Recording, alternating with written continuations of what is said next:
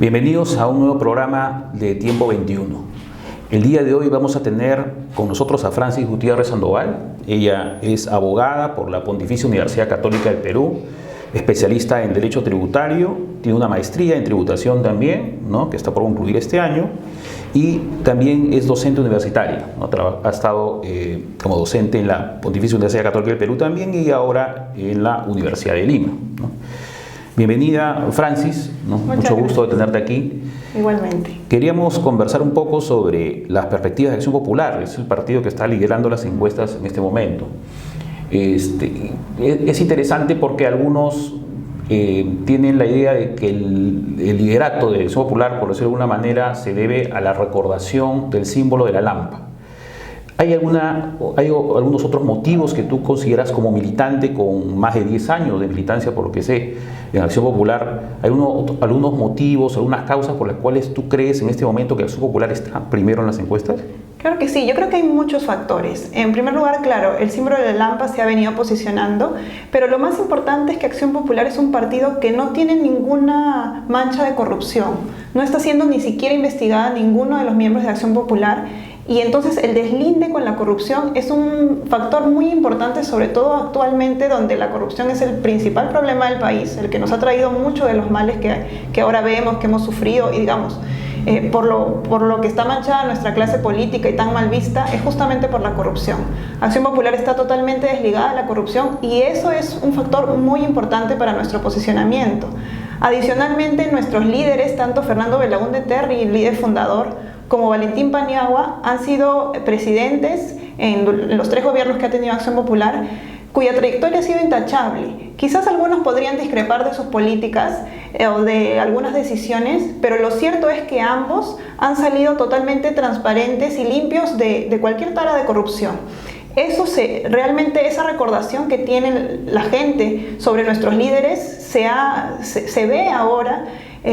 Tengo que comentarte que yo he tenido la oportunidad de conocer a ambos, a Fernando Belaúnde Terry cuando era muy niña y a Valentín Paniagua ya siendo jóvenes, ¿no?, estando dentro de la juventud populista, y realmente eran unos líderes que emanaban ese carisma, esa transparencia, esa honestidad, y que siempre hablaban en ese sentido que realmente el Partido Acción Popular tiene una gran labor y una gran responsabilidad para conservar eso, ¿no? Y es una responsabilidad nuestra que luchamos día a día. Por eso es que ahora también Acción Popular presenta una lista de renovación. Son 100% jóvenes, militantes, ¿no? También, sí, muchos jóvenes, ¿no? Hay muchos jóvenes, pero además todos son militantes, no hay ningún invitado. Porque justamente lo que queremos es eso, fortalecer el partido, ¿no? Y fortalecer justamente esta visión para poder también proteger al partido de cualquier mala práctica, ¿no? Porque nadie está libre de nada. Tenemos que reconocer que los partidos son grupos humanos, ¿no?, conformados por diversidades de personas. Pero tenemos que luchar en la misma línea siempre, con la misma ideología, con la misma doctrina. Y estamos en tiempos en los cuales la imagen de los partidos políticos está muy venida a menos, ¿no? Es decir, muchos comparan lo político con lo delincuencial, ¿no? Sí. Y por otro lado también de personas que tienen muchas camisetas partidarias durante su vida cuando son políticos, ¿no? Y cuando, por ejemplo, algunos que han estado mucho tiempo en el Congreso no siempre han mantenido la misma militancia partidaria, ¿no? Entonces se hablan de los partidos como simplemente membretes, ¿no? Nombres, ¿no? Franquicias, ¿no?, que son utilizadas por políticos oportunistas que van saltando de un lado a otro.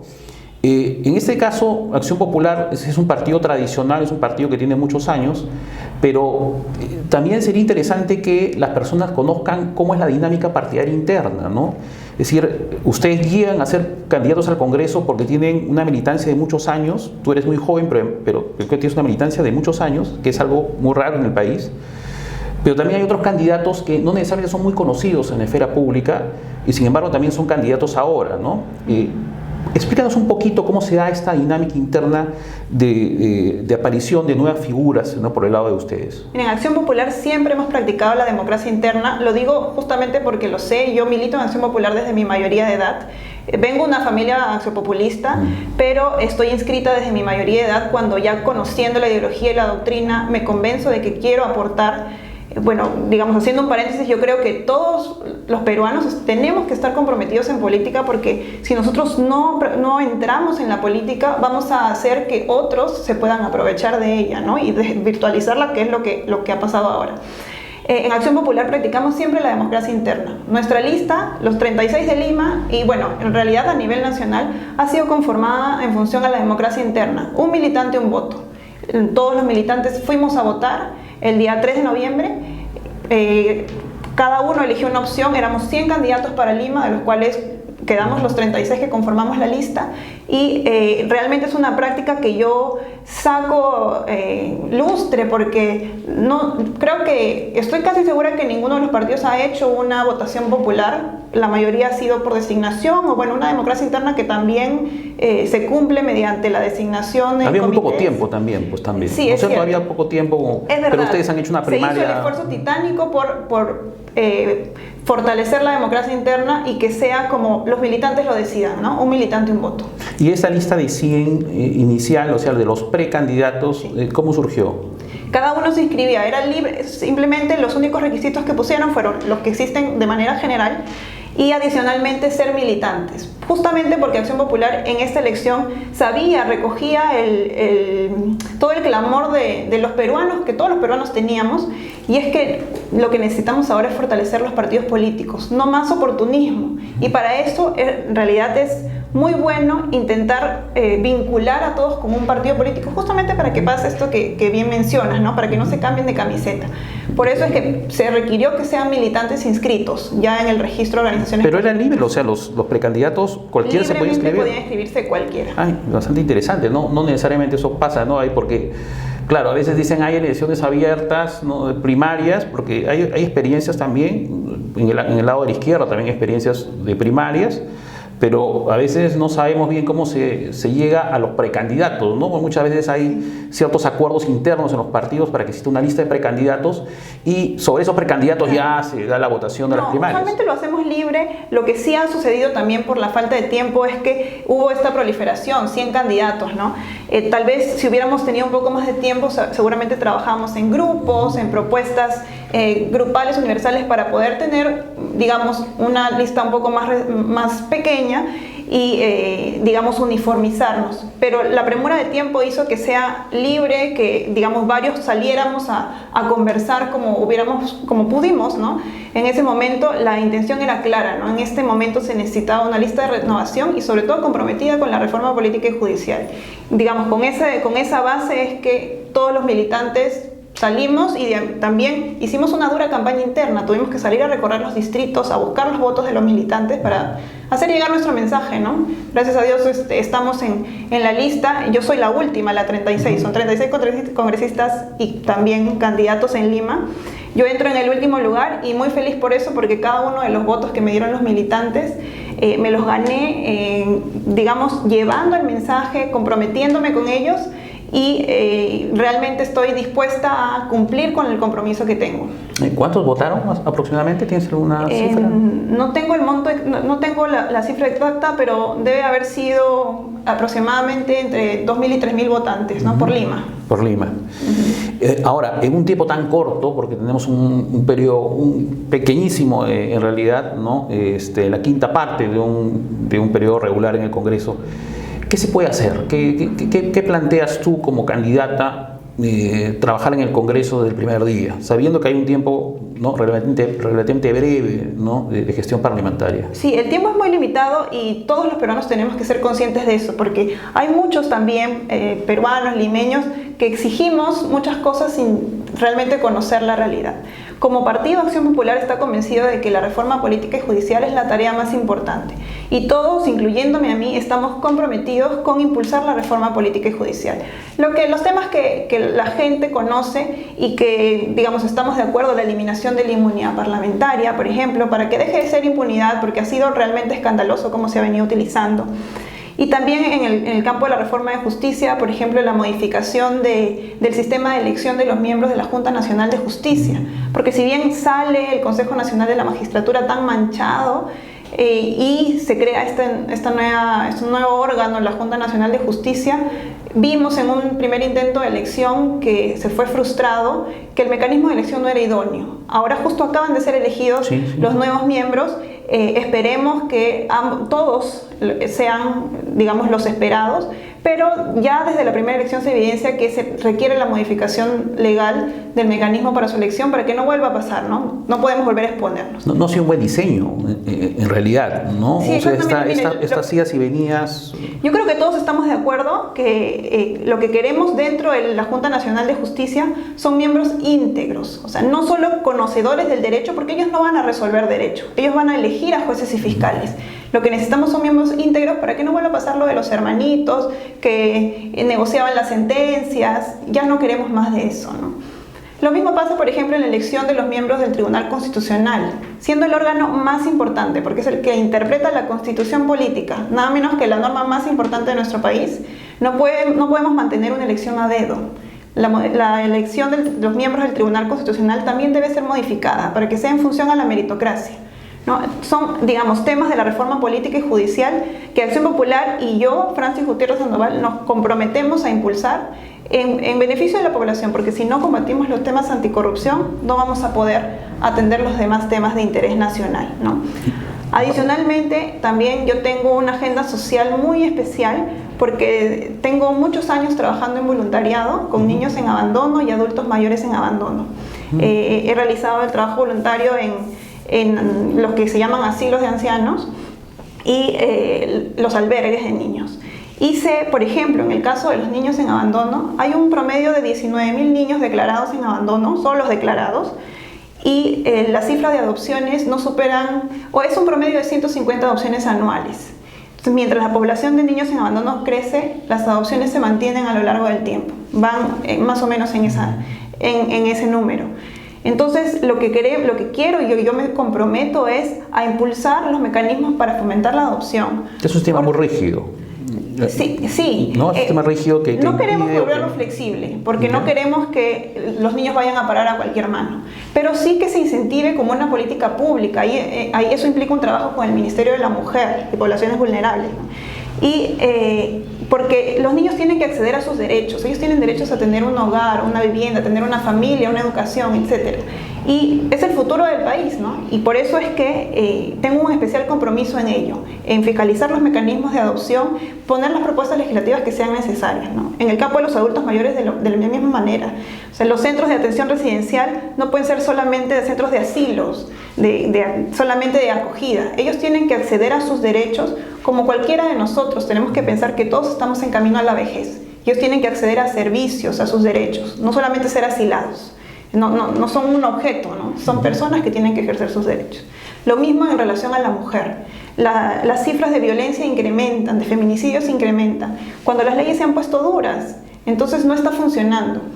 Tenemos que fiscalizar la implementación de la Ley de Prevención de la Mujer, los convenios que se han efectuado. Tenemos que fiscalizar los centros de emergencia mujer. ¿Dónde están los profesionales que tienen que acoger a las mujeres? Los centros de acogimiento, para que ellas no tengan que regresar al hogar, a la casa donde está su agresor, ¿no? Eso claro, es importante, ¿no? Que también tengamos en cuenta que es un Congreso que va a tener poco tiempo, pero que también tiene que marcar claramente cuáles son los roles de un parlamentario, no tanto la propuesta legislativa como también la fiscalización. Exactamente. ¿No? En esa medida, ¿ustedes tienen alguna, digamos, situación o posición respecto al actual gobierno?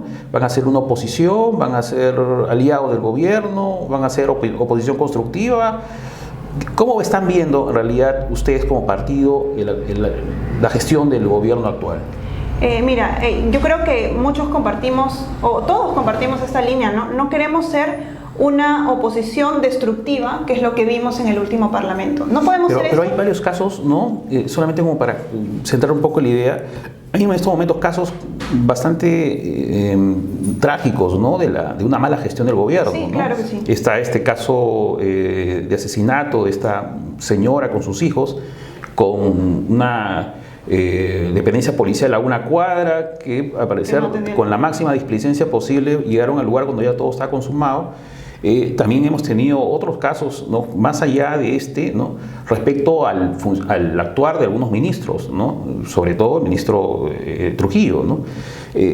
Hay casos que sí, estamos viendo, si bien es cierto, la mayoría de personas están a favor de que el Parlamento sea disuelto por Vizcarra, pero también se ve que hay una falta de fiscalización. O sea, el gobierno, ante la ausencia de un Parlamento, hace lo que quiere.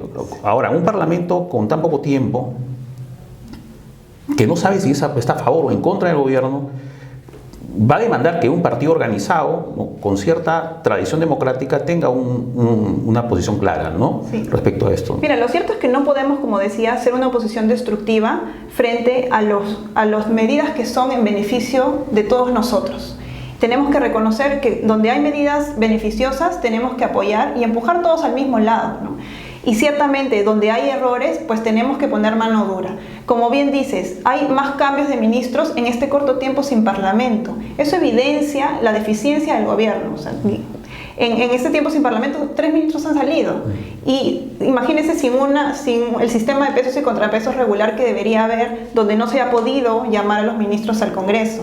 Entonces sí se evidencia el mal accionar, el mismo ejemplo que nos ponía. Justamente lo que le decía, se han modificado, se han endurecido las leyes para proteger a las mujeres de la violencia, y no vemos que eso esté dando frutos positivos. Por eso es que la fiscalización va a ser muy importante, tanto como le decía en los centros de emergencia mujer, de la ley para prevenir la violencia, y los centros de acogimiento, que no se instalan donde se requieren, ¿no? Entonces, es verdad, hay muchas deficiencias del gobierno y vamos a poner nosotros la fiscalización y la mano dura donde se tenga que poner. Pero no vamos a hacer esa oposición destructiva que cerraba paso a todo, ¿no? Incluso lo que era beneficioso para la población solo por venir del gobierno. No se trata de eso, ¿no? Se trata de avanzar en favor de todos los peruanos. Eso es lo que queremos todos. Por eso es que estamos acá. ¿Y los decretos de urgencia van a...? Claro que sí. El decreto de urgencia es una medida obligatoria que los congresistas tienen que tomar al ir al Parlamento. Hay muchos decretos de urgencia que se han emitido, el de las medicinas, el uso medicinal, también el de las construcciones inconclusas, que a mí me parece un decreto de urgencia un poco superficial, porque claro, se declaran de interés el concluir las obras públicas a medio hacer. Entonces tenemos que fiscalizar, ya se declararon de interés nacional, a ver cómo avanzaron entonces a partir de ese decreto de urgencia, ¿no? El decreto de urgencia es súper importante para poder proteger a los alumnos estafados por estas universidades que no le daban calidad y que ahora van a quedar en el aire para poder concluir sus estudios en otras universidades. Se les va a brindar una beca. Tenemos que fiscalizar eso también en el sector de educación, porque claro, todos estamos de acuerdo con que se les brinde una educación de calidad, pero no podemos dejar desamparados a aquellos alumnos que han sufrido por la estafa de estas universidades que los engañaron y no les daban una educación de calidad. Efectivamente, ¿no? Bueno, en respecto a las propuestas legislativas, hay que tratar siempre de ver el aspecto mucho más técnico y efectivo en realidad, ¿no? Porque la idea es que una política pública sirva a la población y no sea una propaganda, una plataforma de populismo, ¿no? Claro, que sí. es importante. Hay cosas muy centradas en, digamos, la jurisdicción, ¿no?, donde una persona está postulando, ¿no? Pero también hay problemas nacionales bastante amplios, ¿no? Yo quería terminar un poco tocando este tema que en este momento por el proceso electoral no lo vemos, ¿no? Parece que está un poco más tranquilo, pero estamos en un país conflictivo y estamos en una región conflictiva, ¿no? Hemos visto lo que ha pasado en Chile, lo que pasó en Ecuador, lo que pasó en Bolivia, ¿no? Aquí estamos como en un proceso de calma, en un momento de calma aparente, ¿no? Pero hemos tenido conflictos sociales, socioambientales importantes en el país, ¿no? Este año que ha pasado. ¿Cuál es el planteamiento de Acción Popular respecto a administrar, ¿no?, esta conflictividad social, ¿no? ¿Cómo están viendo la conflictividad social que se puede avecinar? La relación, por ejemplo, con las grandes industrias extractivas, la minería, ¿no?, y esa vinculación con las poblaciones, sobre todo con las comunidades, que es complicada, ¿no? Sí, los conflictos sociales que se han presentado en la región tienen mucho que ver con lo que pasa en el Perú. O sea, si bien no han explotado aquí, tiene mucho que ver y sobre todo parte de la desconfianza de la población frente a los gobernantes y los políticos en general. La confianza tiene que regresar. ¿no? Tiene que regresar, y para esto las medidas anticorrupción van a servir muchísimo, porque si nos ponemos a trabajar limitando los beneficios que han tenido los congresistas todos estos años, seguramente la población va a empezar a confiar un poco más, va a devolverse esa confianza y vamos a poder trabajar. Ahora, en relación a las medidas, digamos, de las poblaciones que lo solicitan al interior, es importante que nosotros no estamos en contra de las industrias extractivas. No podemos hacerlo porque eso ayuda en el desarrollo del país, pero siempre tienen que estar de la mano con una protección social, ¿no?, de las poblaciones vulnerables, de las poblaciones alrededor de ellas, porque tenemos que ponernos dentro de cada una de esas situaciones. Nosotros tenemos que ponernos como si estuviéramos en esa realidad. Entonces, la protección de ellos, digamos, el traslado de sus comunidades, la adaptación de las comunidades y sobre todo una verificación estricta respecto de los alcances y las consecuencias que puedan tener cada una de estos particulares dentro de las poblaciones más cercanas o aledañas, va a ser importante para poder saber que eso va adelante o no. No se puede simplemente decir el proyecto va sin tener un estudio y un consenso con la población. La licencia social tiene que ser obligatoria, ¿no?, y tiene que ser bien dada, no puede ser simplemente promesas o les regalo cosas que ocurren, ¿no? Las empresas privadas regalan ciertas cosas para poder obtener esa licencia social y después de unos años a los pobladores se les agota lo que recibieron y salen a requerir más porque se dan cuenta que no se solucionó nada. Las soluciones tienen que ser reales y tienen que ser informadas, ¿no? El ministerio tiene que acompañar, el Ministerio de Energía y Minas tiene que acompañar a todas estas poblaciones que están bien organizadas dentro del país. Todas estas poblaciones son muy organizadas y tienen que acompañarnos no solamente en una educación, sino también en una asistencia durante y posterior para ver que no hay ninguna afectación real. ¿Y tienen ustedes una posición partidaria respecto a una nueva ley general de minería? ¿O eso no lo han tocado todavía? ¿O no es algo que no es un tema de agenda o un tema en el que estén ustedes de acuerdo todavía? Sí, como partido no hemos conversado de una nueva ley general de minería. De manera particular, solamente te comento que la protección de las poblaciones es lo más importante, porque es ahí donde tenemos que preocuparnos más que de la industria minera, que sabemos que es enriquecedora para la población, cómo esto afecta a las poblaciones aledañas. Y eso se limita al ámbito de la fiscalización, ¿no? Bien, bueno, ha sido interesante. Bueno, es un tiempo muy corto, las entrevistas tratan de ser lo más concretas posibles. Tenemos 20 minutos aproximadamente siempre, ¿no?, con los invitados. Me ha gustado mucho conversar contigo porque además estamos nosotros pendientes de una renovación de todos los partidos políticos, ¿no? Es importante que hayan caras nuevas, que hayan propuestas nuevas también, porque no solamente es la juventud, es también que la juventud venga con ideas nuevas, no solamente la imagen, ¿no? Entonces, por ese lado hay que reconocer que Acción Popular está haciendo un buen trabajo, ¿no? Ha habido efectivamente una renovación, ningún candidato ha ido a la reelección, ¿no? Sí. Me imagino que eso fue un acuerdo interno de ustedes también, por lo que sabemos. Veremos cómo les va a ir en el Parlamento. En un Parlamento también que, si bien es cierto, como ya hemos dicho bastante, tiene poco tiempo, pero va a estar en una coyuntura bien complicada, ¿no? Un gobierno que viene con mucha popularidad, pero que viene también equivocándose mucho, sí, ¿no? Un contexto dominado por la corrupción y finalmente, ¿no?, quizás una situación conflictiva en el país en estos meses que vienen. Bien, bueno, eso es todo por el día de hoy, agradeciendo a nuestra invitada, y estaremos en una próxima edición con un invitado también en campaña probablemente en los próximos días. Y solamente me dejas despedirme. Sí, yo les agradezco mucho a la audiencia por escucharme. Los invito a revisar un poco más de mí, de mi perfil y de mis propuestas en mi página web. Soy Francis Gutiérrez Sandoval, la 36 de la Lampa, y estoy a disposición para que ojalá vengan conmigo al Congreso. Gracias. Gracias.